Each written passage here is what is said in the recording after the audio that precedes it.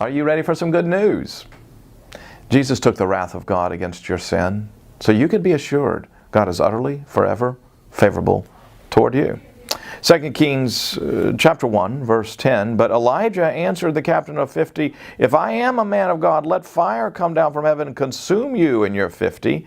And fire came down from heaven and consumed him and his 50. And then from Luke chapter 9, verse 53, but the people did not receive him because his face was set toward Jerusalem. And when his disciples James and John saw it, they said, Lord, do you want us to tell fire to come down from heaven and consume them? And then in Luke chapter 12 at verse 49, I came to cast fire on the earth, and would that it were already kindled. I have a baptism to be baptized with, and how great is my distress until it is accomplished. When the disciples learned how the Samaritans had rejected the messengers of Jesus, they wanted to call down fire, the way Elijah had famously called down fire.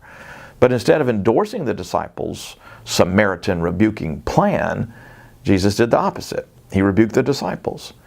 It wasn't that Jesus wanted to overlook the Samaritans or anyone's sin. In fact, Jesus elsewhere declared he indeed came to cast down fire. But the fire of God's wrath that Jesus cast didn't fall upon the sinners who deserved it.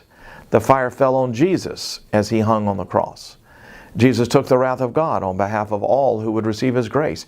Your sin was imputed to Jesus and punished on the cross. Jesus' righteousness was imputed to you through your faith, and thus God favors you. The implications of this great exchange are glorious. First, it means that you can live free from condemnation and fear. There's no sin left for which you can be punished.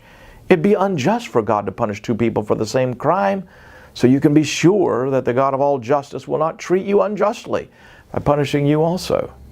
Secondly, it means that justice is now on the side of every believer. Before you accepted Christ, justice was against you. You were guilty and on the wrong side of the law. But when you were born from above, justice turned. You're no longer a sinner. You're the righteousness of Christ. It means justice is on your side. And thirdly, when you experience such lavish grace, it changes everything in your life. Grace changes everything. And that's the gospel. That is today's daily devotional. And for more likely, you can click right here. And better yet, make sure you're subscribed to this channel and stay in touch with all that we're communicating. And I hope you have a great rest of your day.